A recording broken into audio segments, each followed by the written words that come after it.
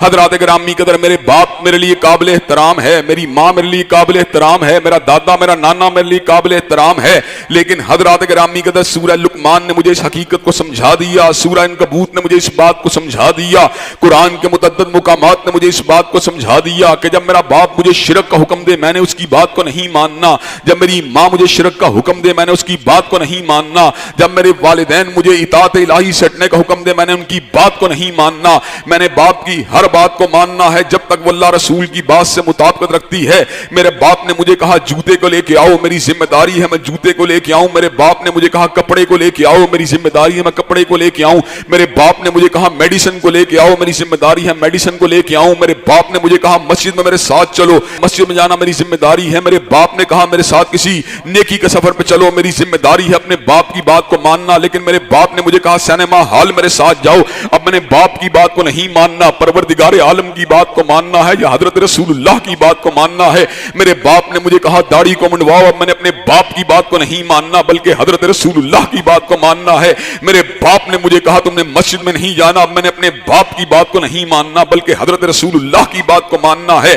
حضرات گرامی قدر باپ واجب الاطاعت تو ہو سکتا ہے لیکن اس وقت ہوگا جب اس کی بات حضرت رسول اللہ کی بات سے مطابقت رکھے گی. جب میرے بابا کی بات حضرت رسول اللہ کی بات سے ہم آہنگ نہیں رہے گی پھر میرے باپ کی بات جو ہے واجب الاطاعت بھی نہیں رہے گی. میرا باپ جو ہے وہ میرے لیے اس کا امر کو ماننا ضروری بھی نہیں رہے گا. بیٹی کا کام ماں کی حمایت کرنا, ماں کے ساتھ چلنا, ماں کے کاموں میں ساتھ دینا. ماں نے کہا ہنڈیا کو پکاؤ, بیٹی کی ذمہ داری ہنڈیا کو پکائے. ماں نے کہا میرے ساتھ جو ہے مدرسے میں چلو, بیٹی کی ذمہ داری ہے مدرسے میں چلے. ماں نے کہا بیٹی قرآن پڑھو, بیٹی کی ذمہ داری ہے قرآن مجید کو پڑھے.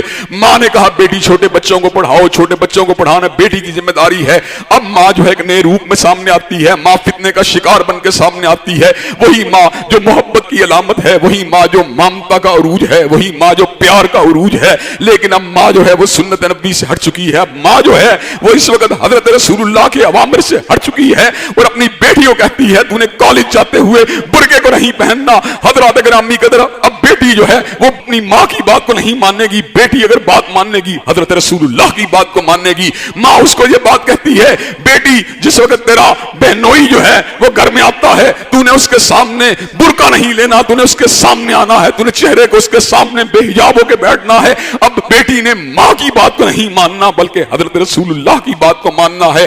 حضرات گرامی قدر یہ باپ کے اوامر کا دائرہ کار, یہ ماں کے اوامر کا دائرہ کار, یہ شوہر کے اوامر کا دائرہ کار, یہ بالکل واضح حقیقتیں ہیں. ان کے اندر ٹیمپرنگ کرنے کی, ان کے اندر کمی بیشی کرنے کی اور ان کے فرامین کو اور ان کے اوامر کو حضرت رسول اللہ کے فرامین واضحہ کے پر فوقیت دینے کی نہ کوئی روم ہے نہ کوئی گنجائش ہے. حضرات گرامی قدر شوہر نے اپنی بیوی کو کہا میری بیوی میرے لیے کھانے کو لے کے آؤ. تابعدار بیوی کھانے کو لے کے آئے گی. اس نے کہا تم دعوت میں میرے ساتھ چلو فلاں جگہ میرے بھائی کے گھر. اب اس کے ساتھ جانا یہ ذمہ داری ہے. ہم ہاں کے نخرے کرنا, ہم ہاں کے ٹال مٹول سے کام لینا یہ اچھی بیویوں کا شیوا نہیں.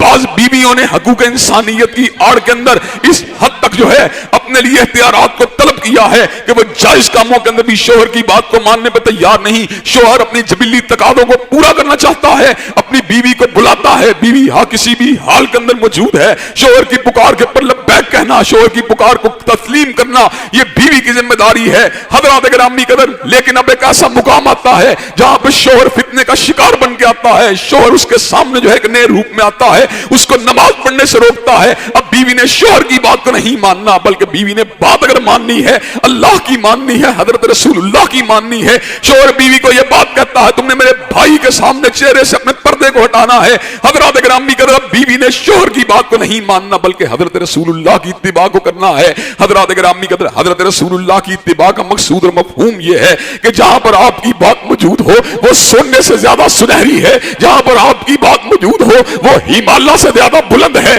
جہاں پر آپ کی بات موجود ہو وہ فولاذ سے زیادہ مضبوط ہے, جہاں پر آپ کی بات موجود ہو کائنات کے اندر کسی رشتے کی بات کو, کسی تعلق دار کی بات کو, کسی خونی رشتے کی بات کو اس کے اوپر فوقیت نہیں دی جا سکتی. ایسے عالم کے اندر بات اگر مانی جائے گی تو کملی والے کی مانی جائے گی.